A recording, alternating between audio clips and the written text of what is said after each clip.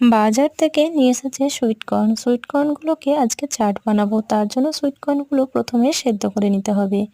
জল আর পরিমাণ মতো লবণ দিয়ে মিনিট 10 ভালো করে সেদ্ধ করে নেব।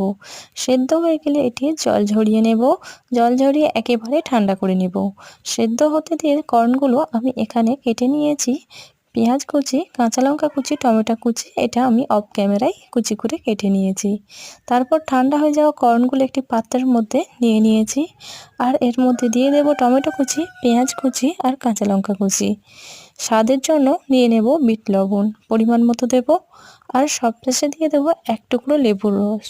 লেবুর রসটি দেওয়ার পর ভালো করে হাত দিয়ে মেখে নেব। তাহলেই তৈরি সুইট কর্ন চাট। অবশ্যই আপনারাও বাড়িতে ট্রাই করতে পারেন, খেতে কিন্তু দুর্দান্ত হয়। অবশ্যই আপনারা বাড়িতে ট্রাই করে কমেন্ট করে জানাবেন কেমন লাগলো।